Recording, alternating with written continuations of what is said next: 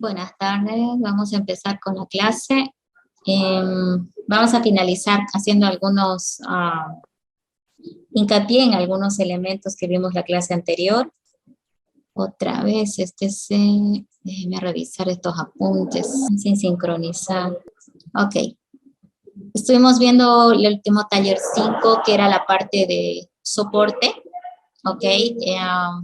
Ahí estuvimos viendo algunos procesos de recuperación del sistema operativo en caso de que tengamos alguna falla de él. Acá he tratado de hacer un resumen un poquito más, de repente, como una guía en la cual nos podemos basar en el momento que tengamos algún problema. Primero hay que diferenciar el tema de que la restauración, cuando nuestro sistema está en modo F, puede ser un poco distinta a cuando está en modo MBR, ¿cierto? Pasa de que hay diferentes comandos que podemos ejecutar o diferentes órdenes que le podemos dar dependiendo en qué modo estamos, ¿ya? Entonces, si vamos a proceder a restaurar el sistema operativo porque hay alguna falla, un paso recomendable es que en la BIOS deshabilitemos el Secure Boot, el arranque en modo seguro. Esta opción deshabilitada ya nos va a permitir hacer algunos procesos que probablemente necesitemos más adelante para poder reparar o restaurar el sistema. Es recomendable tener el CD booteable con el instalador de la misma versión del sistema operativo y arrancar con este instalador en la opción de reparar. Y en opciones avanzadas, una de las alternativas para lograr la reparación es entrar al símbolo de sistema, es decir, al modo terminal en el cual yo voy a poder ejecutar órdenes escritas para reparar mi sistema. Y es aquí donde hay las diferencias que les comentaba. Si mi sistema está trabajando sobre un disco MBR, entonces normalmente la opción de reparación va a ser digitando en la pantalla negra este comando. ¿Ok? Normalmente no tarda mucho porque esto va a tratar de reparar simplemente la zona de arranque de un sistema MBR. Otra opción sería reparar con el Fix Boot, sería esta otra, ¿ok? Es o una o la otra. Ambas, cuando terminan el proceso, terminan mostrando en pantalla un mensaje indicando que lo ha hecho de manera exitosa o si tuvieron algún percance o error al momento de realizar. Ahora, si estamos en modo EFI, de repente tenemos más alternativas para trabajar. Básicamente, si estás en modo EFI, tendríamos que entrar al símbolo de sistema, como está indicando aquí, y ejecutamos el famoso diskpark, ¿no es cierto? Que ya lo hemos utilizado para convertir el disco a GPT. Y bueno, ahí podemos listar los discos. Acuérdense que esto también ya lo hicimos, lo lista por números, ¿no? El disco 0, el 1. Normalmente cuando tiene un disco, lo pone como el disco 0. Un primer paso va a ser seleccionar ese disco 0, que es el que apareció. Esto otra vez es el comando que digitamos. Y a diferencia de lo que hacíamos cuando convertíamos en GPT, ahora le voy a decir la instrucción listBall. ListBall va a listar las unidades que tiene ese disco duro, las particiones que tiene el disco duro. Normalmente me va a mostrar a cada partición con una letra de unidad de disco. Y en esa lista debemos identificar la zona de arranque de Windows. ¿Cuál es la zona de arranque de Windows? La zona que habíamos comentado que al momento de particionar, él lo marca con 100 megabytes, que es la partición llamada EFI. Esa partición normalmente está escondida en el administrador de disco. Uno lo ve, se ve como 100 megas, pero se ve escondido completamente. Entonces, de esta lista habrá que identificar la partición EFI y una vez que se identifique esa partición, salimos con Exit y luego le vamos a dar la reparación de esa partición. ¿Por qué? Porque cuando se daña un sistema en modo MBR, en el fondo la que se ha dañado es la partición donde está en la zona de arranque. Y esa partición justamente es esta de 100 megabytes, ¿no?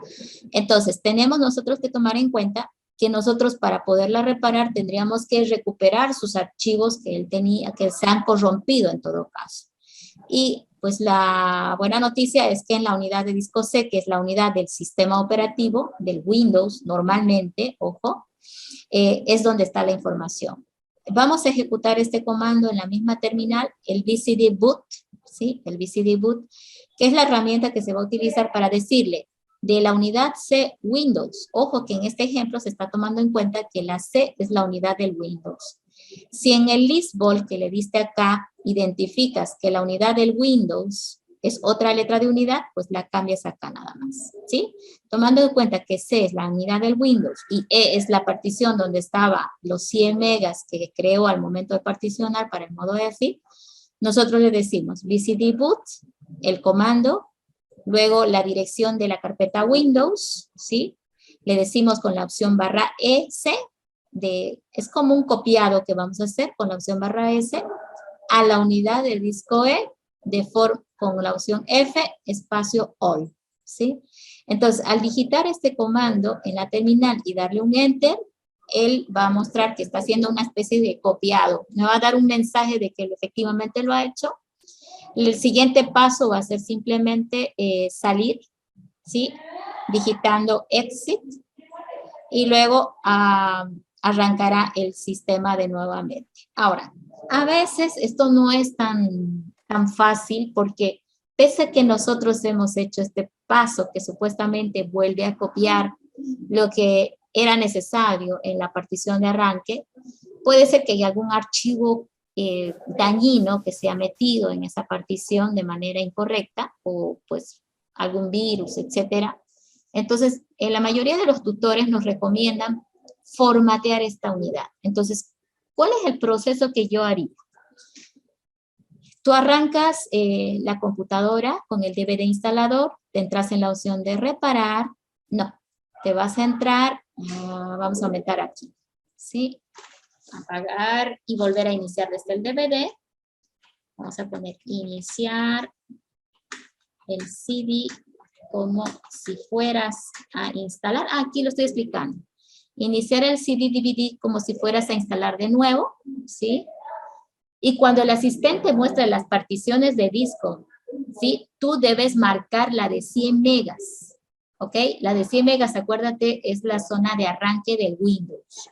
Entonces, inicias el DVD instalador como si fueras a instalar nuevamente el sistema operativo. Y ahí te va a mostrar las particiones de disco.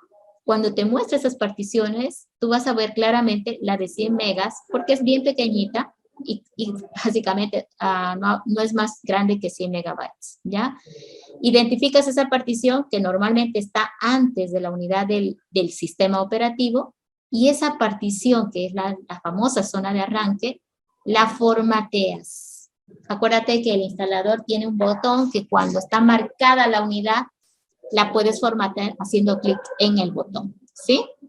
Entonces, eso significa, básicamente, de que al momento de marcar, él va a formatearte la unidad que estaba marcada.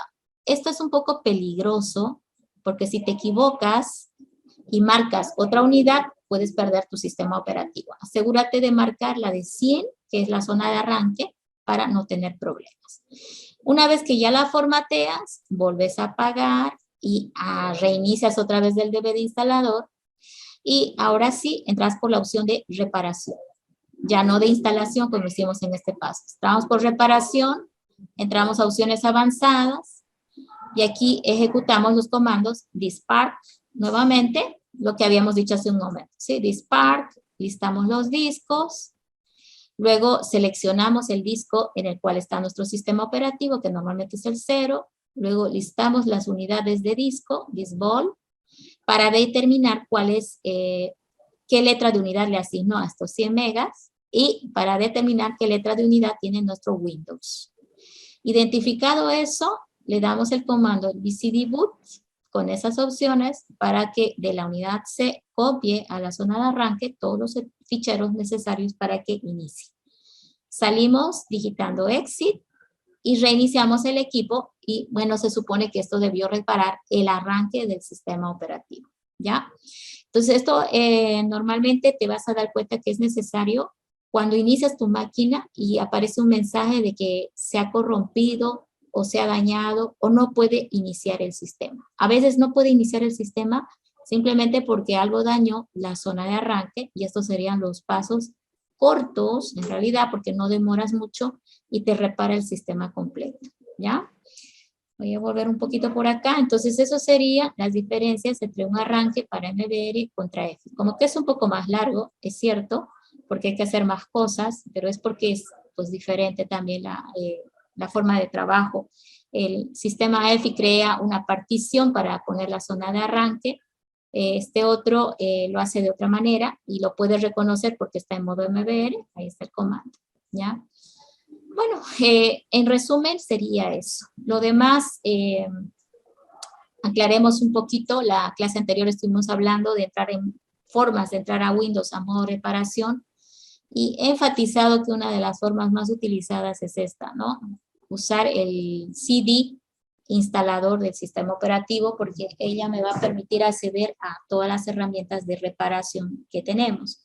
Ahora a veces no lo tenemos a la mano, entonces una forma para no estar peleando con las teclas, como estuvimos en la anterior clase, de hacer este proceso es, bueno, ya que tengo la pantalla compartida, es invocar a este programa. Fíjense, le digité Windows R para que abra esta ventana que se llama ejecutar, y ahí llamo al programa msconfig, ¿sí? Le damos a aceptar. Este programa ve algunos parámetros de inicio de sistema, ¿no? Pero me voy a concentrar en arranque, que es justamente lo que queremos modificar. Y como ves, esto es la que me listaría los sistemas operativos que tiene mi equipo. ¿Sí? Aquí puedo modificar algunas opciones de esos sistemas. Ojo, a Linux él no lo ve, ¿no? Ahora, acá tenemos la opción arranque a modo prueba de fallas. Normalmente lo hacemos en modo mínimo, pero si queremos que la prueba de fallos o prueba de errores levante con algunas funcionalidades de red, entonces cliqueo esta opción y le doy a aceptar para que reinicie. Ojo que esto se debe ejecutar una sola vez, ¿no? Un solo reinicio. Ahora, si yo quiero que empiece en modo prueba de fallos cada vez que inicie el sistema de manera permanente, le voy a dar clic en esta casilla para que esa configuración de arranque se grabe y todo el tiempo arranque en modo prueba de fallos. Entonces, normalmente no lo tiqueamos porque la idea es entrar una vez a reparar. Y la ventaja de entrar a este modo prueba de fallos es que cuando reinicia, abre un escritorio, pero no es completo. En realidad, lo que va a tratar de cargar es lo esencial en el sistema para poder trabajar y permitirte a ti hacer dos cosas. Uno, acceder a las unidades de disco para recuperar datos. O, número dos, reparar el sistema operativo invocando algunas aplicaciones que él tiene disponibles en el panel. Cuando entras en modo prueba de fallos, por si acaso, te habilita un escritorio con iconos, pero no es completo. Acuérdense que está en un modo mínimo. Es decir, ha tratado de retirar algunos drivers o algunos programas que no vas a poder acceder porque él entra en un modo mínimo para poder levantar.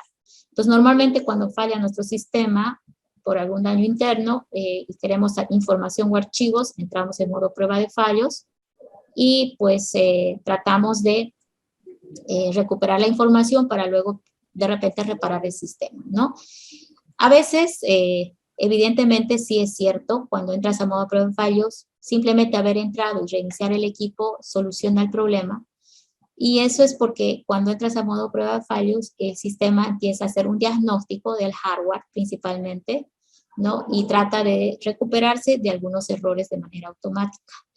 Entonces, la otra ventaja es de que desde aquí mismo tú puedes invocar a programas de escaneo o recuperación del sistema, como las herramientas que ya vimos anteriormente, llamar a puntos de recuperación, etcétera, ¿ya?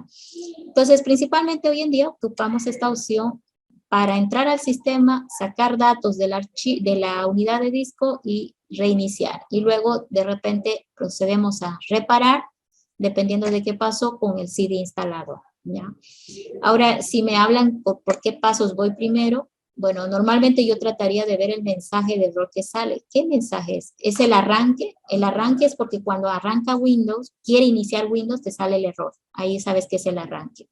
A veces no es eso. A veces es el mismo sistema operativo y hay que pasar a un proceso de recuperación del sistema, ¿ya? Y lo más útil es, y menos dañino, es utilizar puntos de restauración, ¿sí? Entonces, acuérdense que eso está automático, pero a veces también fallan por determinadas razones, y eso significa que hay que buscar otras estrategias. Entonces, recordando un poquito lo que vimos en post-instalación, acá otra vez veamos. Teníamos más de una alternativa, ¿sí? Pero cuando hicimos el proceso de post-instalación, ahí les había mencionado, una de las opciones más útiles es la opción de recuperar el sistema a partir de una imagen grabada en disco, ¿sí? Entonces, esa sería la alternativa que más nos ayuda cuando nuestro sistema está dañado y nosotros no entendemos el motivo por el cual el sistema ha empezado a hacer ese proceso de funcionar mal. A veces es por alguna aplicación o algún driver o controlador, etcétera. Entonces, hay que tratar de identificar cuál es el problema, y si no podemos, pues yo me voy directamente por restaurar una imagen de sistema. Ahora, al restaurar una imagen de sistema, se va a sobreescribir toda la unidad C. Programas, archivos, todo lo que había en la unidad C se va a reescribir. Y por eso, nuevamente, les repito, es muy importante que el usuario se acostumbre a grabar su información en otra unidad de disco que no sea la del sistema operativo. Porque si tenía datos ahí, al restaurar se van a perder, porque no tienes una copia de eso. Acuérdate que la imagen se hace en un momento dado, y que a partir de ahí tu máquina puede sufrir algunos cambios, ¿no? Entonces, esos cambios los vas a perder si vuelves a restaurar a partir de una imagen grabada hace un tiempo bastante largo. Ahora, ¿cada cuánto puedo sacar imágenes de sistema? Depende de ti, porque eso es algo manual que se hace, pero es un proceso largo y normalmente no lo hacemos todo el tiempo. ¿Ya? Aquí quería mostrar, aquí está. Acá tengo la carpetita. Normalmente cuando creas una imagen de sistema, en la opción de restaurar, ¿ok? Te crea esta carpeta con este nombre, y ahí dentro hay un montón de archivos y carpetas, ¿no? Haciendo, miren, este por ejemplo me deniega el acceso porque ya es una copia que él se da cuenta, pero yo igual le doy a aceptar y pues ahí está. Así está como que comprimido, etcétera, toda la información que tenés en esa unidad de disco, ¿ya? Y como les comentaba, puedes crear más de una y sobreescribir aquí encima, eso no habría problema, pero es moroso, puede tardar a veces horas, ¿no? Entonces, esa sería la respuesta para la recuperación del sistema. Ahora, como notaron, en el proceso de haber trabajado con Linux, hubo necesidad de utilizar, por ejemplo, en Linux, órdenes escritas en su terminal para poder trabajar de manera completa. Y eso justamente es lo que buscaba el proyecto, que vayan investigando y busquen y se den cuenta que falta cosas que no sabemos todavía. Y justamente, bueno, no tenemos mucho tiempo ya. Estoy volviendo a retomar un tema que ya lo habíamos dejado de lado en antiguos semestres, que es justamente el símbolo de sistema de Windows. El MS2 o CMD, ¿no? Hoy en día le conocemos más como la terminal de Windows. En la terminal o la pantalla negra podemos ejecutar comandos u órdenes que pueden instruirle al sistema a hacer cosas que tal vez no pudiéramos hacer desde el escritorio. A veces cuando queremos ejecutar algo en el escritorio, el sistema nos deniega. Entonces, una alternativa para poder pasar en alto ello es utilizar el símbolo de sistema. Ahora, como ustedes pueden ver, la forma de abrir no es tan difícil. En Windows, en la lupa, le pones terminal, y la forma más común es darle clic para que se aperture la terminal, que sería esta que vemos acá, ¿no? Ahora, definitivamente, cuando yo ejecute una orden acá, lo estoy haciendo como un usuario con el cual he logueado al sistema. Por lo tanto, si mi usuario no es administrador, se va a negar también aquí la ejecución de esos programas. Una forma de obligarle a Windows a ejecutar comandos u órdenes como administrador es decirle lo mismo en la lupa CMD, y ahí va a ir apareciendo símbolo sistema, botón derecho y ejecutar como administrador. si en este momento yo no tengo permisos de administrador, esta ventana, aparecería una ventana preguntándome por la contraseña del administrador. Y si yo la conozco, la digito y le doy a aceptar para que él ingrese en modo administrador. ¿Sí? Ok, fíjense que aquí dice modo administrador. ¿Ya? Entonces, ahora, si tu usuario es administrador, él simplemente te pregunta si confirmas que quieres entrar en modo administrador y le dices que sí y listo. En caso que no fueras administrador, él te pide la contraseña del administrador del sistema para que, usuario y contraseña del administrador, para que pueda ingresar, ¿ya? Entonces, una vez que estás aquí, puedes moverte con los comandos del sistema para reparaciones rápidas, que ya lo hemos estado viendo desde el modo de restauración. Pero no solo ello, ¿no? A veces hay que moverse acá adentro. Entonces, voy a enseñarles algunos comandos básicos para el manejo del CMD, de tal manera de que les sea más fácil cuando haya instructivas de que les digan ejecute tal cosa en el CMD. Ok, comentarles que desde acá, en el fondo, yo estoy dentro del sistema de archivos de Windows. ¿Dónde estoy ubicada en este momento? En la unidad de disco C, fíjense, dentro de la carpeta Windows y la carpeta System32.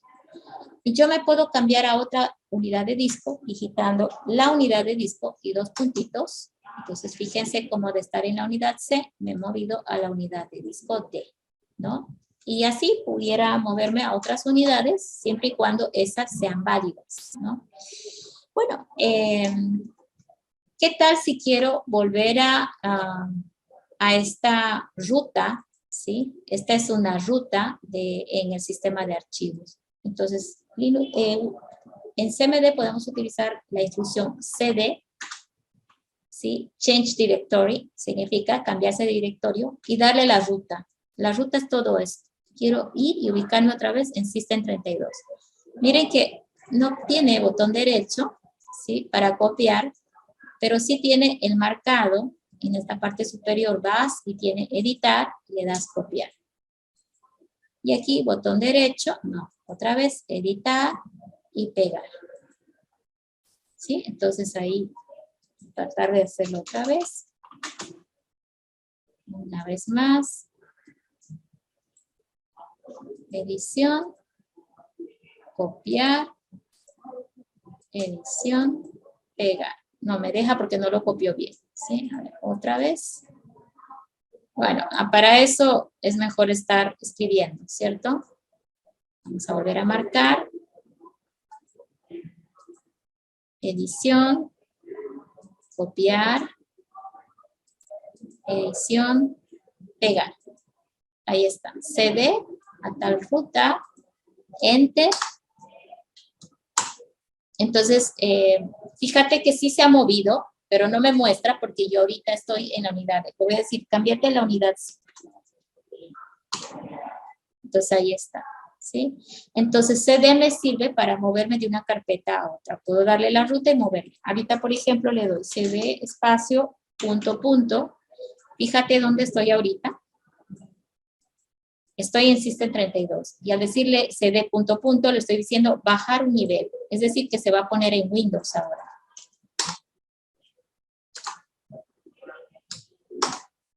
Miren, bajó un nivel.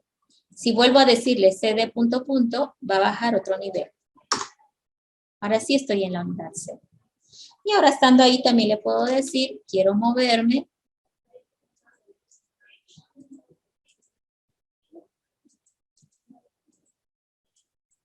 Bueno, a veces no entiendo por qué. Bueno, voy a volverlo a copiar.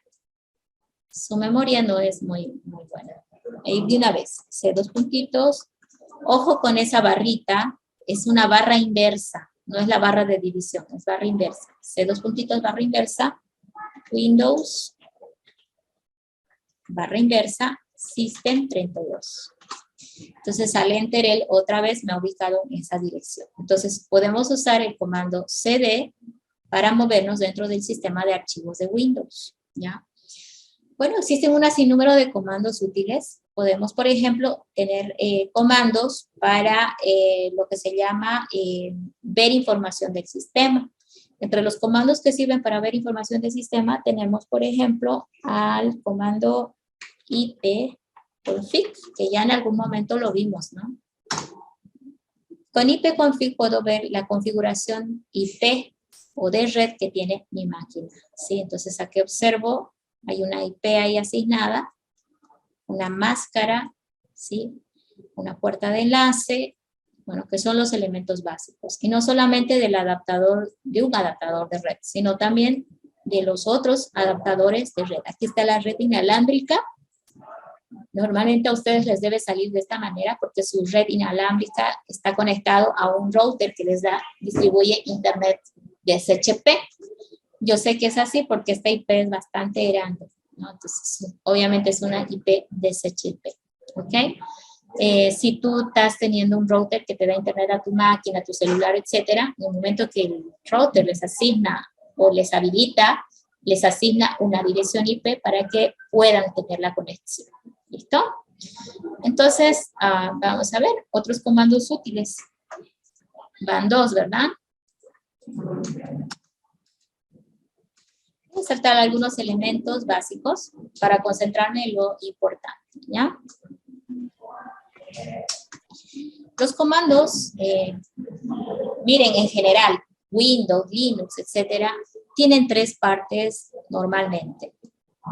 Y estos tienen un orden que de repente es buena idea siempre respetar.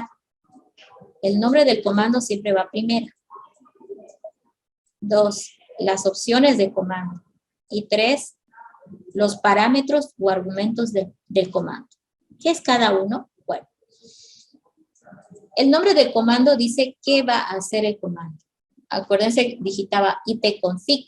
¿Qué hace ipconfig? Muestra la dirección IP del equipo, ¿no?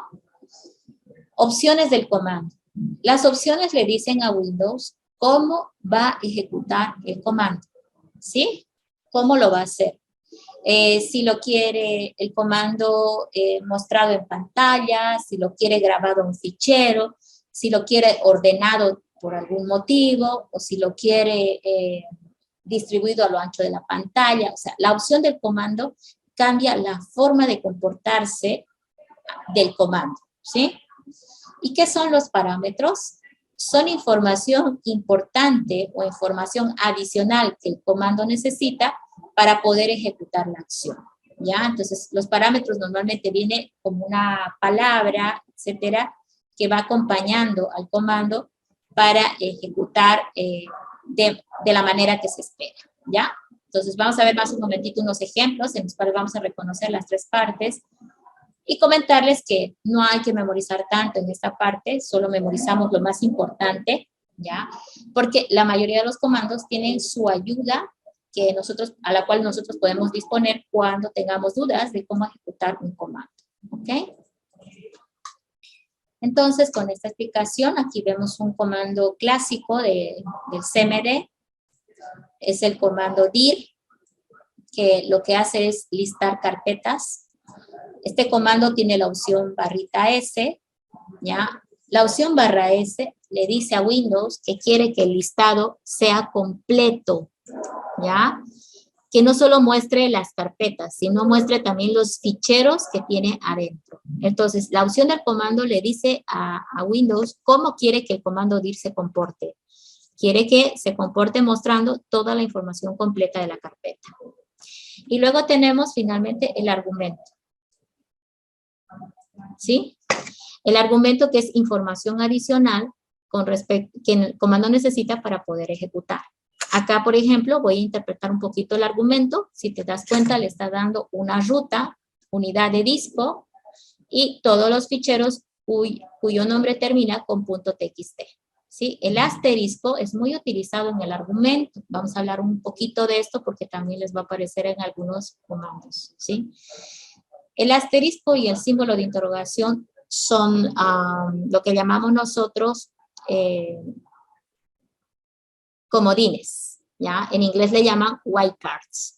Los comodines son capaces de simplificar un poquito el comando. En este caso, ¿cuál es el significado del asterisco? El asterisco reemplaza uno o muchos caracteres del alfabeto. Significa cualquiera, ¿sí? El símbolo de interrogación reemplaza un solo carácter del alfabeto. Entonces vamos a interpretar qué significa este asterisco punto txt. Significa todos los ficheros cuyo nombre sea lo que sea, cualquier extensión, pero que termine con punto .txt. Eso significa esto que anoté aquí. Entonces, con ese ejemplo, vamos a ver si me pueden interpretar este otro argumento. ¿Qué archivos se está refiriendo ese argumento? Está refiriendo a archivos, pero ¿qué archivos? Cuando me refiero a qué archivos, me estoy refiriendo a qué nombres de archivos y qué extensión. Recuerden que un archivo en Windows tiene dos partes. Tiene su nombre, luego hay un punto que lo separa de lo que llamamos la extensión del archivo. La extensión del archivo está definida por las letras que van después del punto. Esa extensión identifica el tipo de archivo que es. Si ahí dice PDF, está hablando de los archivos de Acrobat, ¿sí? Si dice TXT, está hablando de archivos de texto, ¿no? En ese contexto, ¿qué archivos referencian este argumento, ¿sí? O si lo quieren ver un poquito más fácil, si les está complicado, imagínense que tengo esta lista de archivos y ustedes me van a indicar con este argumento a cuáles de ellos me refiero. Cada uno de estos son posibles archivos que va a referir este argumento. Entonces les voy a poner números. Ustedes me dicen, este argumento a cuáles se está refiriendo. ¿A cuáles se refiere el argumento Juan asterisco punto PDF? El 2 y el 3.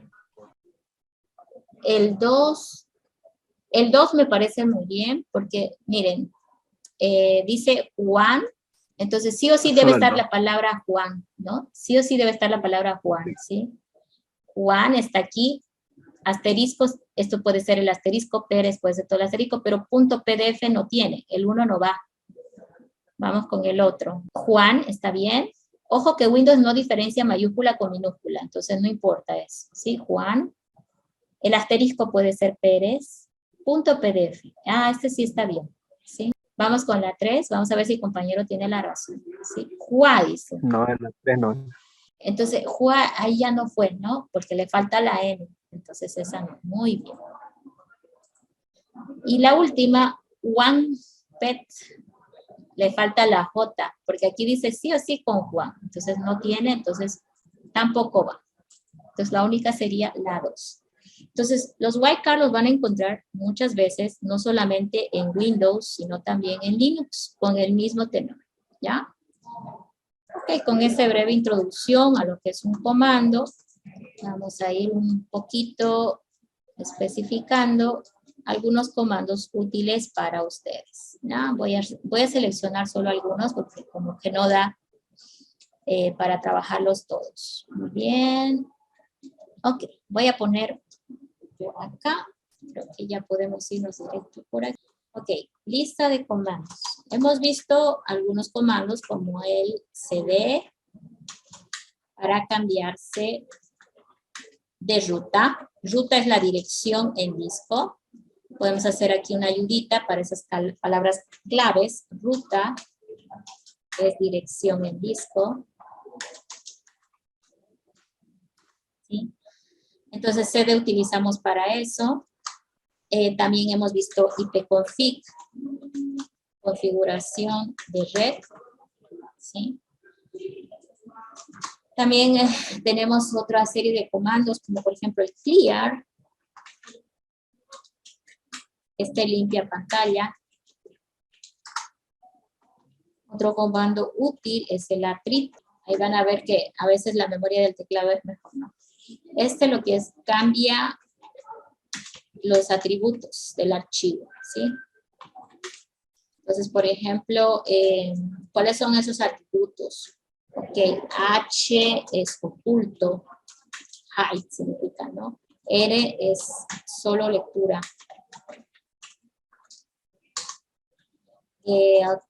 Bueno, estos son unos ejemplos de los atributos que están. Enseguida vamos a ver en el sistema cuáles son ellos. Pero como attrib es un comando un poco complicadito, vamos a necesitar de la ayuda del sistema. Hay un comando que se llama help, que es la ayuda del símbolo de sistema. Significa que nos ayuda a recordar cómo escribir los comandos cuando se nos olvida. Y similar a este, hay otro que va con barrita y símbolo de interrogación, que ahorita lo vamos a probar, que es como que el más rápido o completo para pedir ayuda. ¿Ya? Vamos al símbolo de sistema ahora a trabajar con eso. Entonces acá vamos a comandos Windows. Vamos a ponerle del CMD, es más fácil así no confundir, ¿sí? Del CMD. Este Windows trae otro que se llama PowerShell, que también es muy poderoso. Y bueno, puede ser útil también, pero bueno, ahorita estamos viendo solo lo que es el CMD. Acá voy a ensayar el clear. ¿Por qué no quiere? Ah, porque equivoqué. Les comento que a veces confundo los comandos de Windows con Linux. En realidad este es CLS. Otra vez corrijo, CLS, Enter, esa es la limpieza de pantalla, ¿ya? Entonces vamos a ensayar la ayuda justo del comando attrib. Puedes poner help, espacio, attrib, y ahí está la ayuda del comando attrib. Acá vamos a poner en su ejemplo, ahí voy a poner eso, y help, attrib. Otra forma de pedir ayuda es decir, digitando attrib, barrita, símbolo de interrogación. ¿Sí? Entonces aquí vamos a ensayar. Bien. Entonces, ahí están las dos formas de pedir ayuda del sistema operativo. ¿Ok? Vamos a interpretar ahora esta ayuda. Y es justamente, creo que lo más importante, poder entenderle qué me está diciendo este ayudante de comandos. En la primera fila te está describiendo lo que el comando attrib hace. Muestra o cambia atributos de archivos. Ojo que también muestra, entonces no solamente cambia. Entonces aquí vamos a poner muestra o cambia. Entonces ahí me está ayudando. Y luego viene lo que yo le llamo la fórmula del comando. ¿Sí? Cada vez que pidas ayuda te va a aparecer algo como esto, que es la fórmula del comando. Entonces, primer línea para interpretación del help, ¿sí? La línea 1 lo que está haciendo es mostrar que describe el comando, ¿no? La línea 1 muestra la descripción del comando. La línea 2, ¿qué hace? Está mostrándote la sintaxis o fórmula, ¿sí? ¿Te acuerdas que hablamos de que el comando tiene 3 partes? Justamente estas son las 3 partes. Lo que me está mostrando. La primera es el attrib, que es nombre de comando, ¿sí? La segunda son opciones de comando, ¿sí? Fíjate que me está mostrando cada opción de comando con un corchetito, ¿sí? Y finalmente la tercera parte, que acá no está muy claro, que se refiere a el argumento, ¿sí?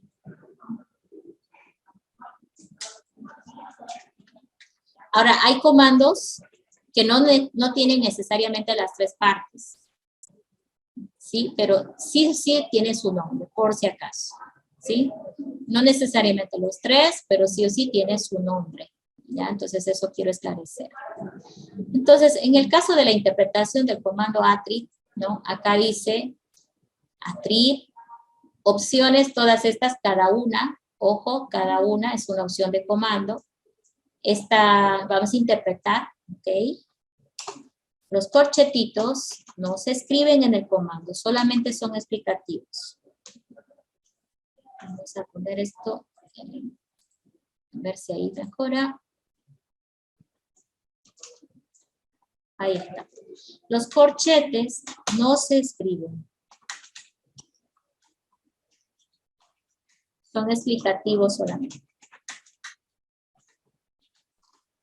Este palito se llama Piper. No se escribe. Significa o. ¿Sí? El o lógico. Es decir, aquí está diciendo, o pones más R o pones menos R, pero no las dos. Eso significa lo. ¿Sí? Otro simbolito que se ve ahí es el símbolo más y el símbolo menos, ambos se escriben. Y luego pues está viniendo el argumento. Esto es la ruta, ¿no? El argumento. ¿Ok? Entonces, más explicación de las opciones de comando lo estamos viendo por esta zona. Fíjate que cada opción aquí está descrita. ¿Qué significa el más? Pone atributo. ¿Qué significa el menos? Borra o quita el atributo. ¿Qué significa la H? Oculto. ¿Qué significa la S? Archivo de sistema. ¿Qué significa la R? Solo lectura. Y así sucesivamente. Entonces, interesante que si nosotros aprendemos a interpretar esta ayudita, no vamos a tener problemas porque cuando se me olvida un comando, le digo nada más que me dé la ayuda en pantalla y ya con eso me doy cuenta qué es lo que necesito, ¿sí? Entonces aquí vamos a hacer algunos ensayos con justamente el comando attrib, que acá ya está referido. Vamos a empezar. Por ejemplo, voy a decir attrib y enter. Fíjense cómo él ha tardado porque le di una orden de mostrarme los atributos de todos los ficheros que pille en esta carpeta. Son un montón, hay un montón de archivos. Para no dañar el sistema operativo, me voy a mover a la unidad D. Y en la unidad de disco D voy a crear un archivo de prueba, ¿sí?